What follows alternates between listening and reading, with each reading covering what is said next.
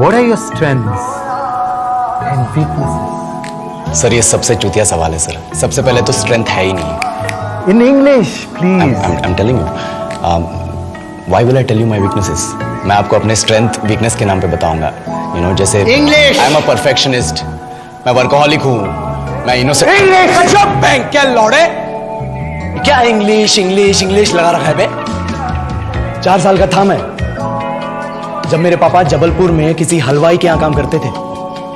खुद तो कभी स्कूल गए नहीं, इसलिए अपनी गांड घिस घिस के मुझको स्कूल में भर्ती करवाया. अब कहने के लिए तो वो इंग्लिश मीडियम स्कूल था, लेकिन साले हमारे टीचर लोग खुद हिंदी में बात करते थे. हमारे स्कूल के लड़के एक दूसरे से यो व्हाट्स अप डो ऐसे बात नहीं करते हैं. क्या भौंक रहा है तेरा लंडा आजकल है? ऐसे गले मिलते हैं. किसी तरह रट्टा मार मार के 10th तक पहुंचे तो पता चला कि जिंदगी में सफल होने के लिए एक ही तरीका है और वो है इंजीनियरिंग.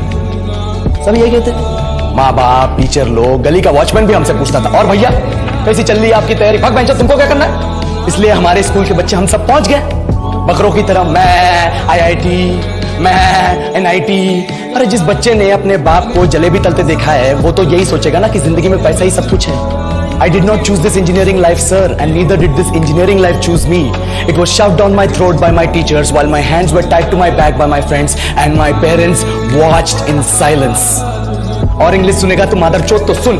10th के बाद 2 साल लग गए इस कॉलेज में घुसने के लिए. कोचिंग में निकाल दिए, ना कुछ खेले ना कुछ सीखे. और 2 साल बाद जब यहाँ पहुंचे तो पता चला कि बड़े शहरों के कॉन्वेंट स्कूल के पढ़े बच्चे जब अंग्रेजी में बात करते हैं तो मरे हुए फूल भी खिल उठते हैं. आहा, हवा में ऑक्सीजन की मात्रा बढ़ जाती है इनकी अंग्रेजी सुन के. और पूरे कॉलेज की लड़कियां इन इंग्लिश स्पीकिंग लड़कों को अपना जीवन साथी .com मान चुकी है. तुझे क्या लगता है? मुझे कभी लगा नहीं कि मैं अपनी अंग्रेजी पे काम करूं, अपनी पर्सनालिटी पे काम करूं. बहुत लगा. ये चूतिया इंडस वैली सिविलाइजेशन का जो एजुकेशन सिस्टम बिठा के रखे हो, जिसमें हर साल में 10 सब्जेक्ट, हर सब्जेक्ट में theory, practical, viva, lab work, external, internal, majors, minors, assignment, project, thesis, गांड मार के रख ली हमारी. महीनों तक नहाना भूल जाते हम लोग और फिर हमारा परसेप्शन बना देते हो कि हम ऐसे ही रहना चाहते हैं. अबे साल में एक बार कल्चरल फेस्टिवल आता है, एक बार. उसके लिए भी प्रोफेसर से भीख मांगनी पड़ती है. अरे बिना इंग्लिश बोले, बिना लड़कियों से बात किए कौन गांडू रहना चाहता है वैसे?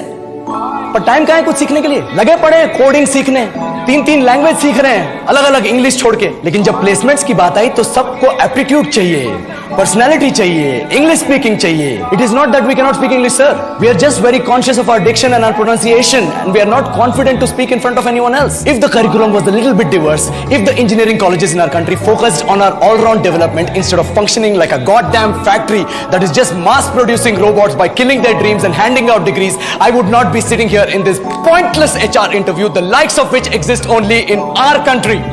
ये लो सर, बोल दिया मैंने 4 और लाइन अंग्रेजी में. अब बताइए, क्या मैं आपके मल्टीनेशनल कंपनी के लायक हूं?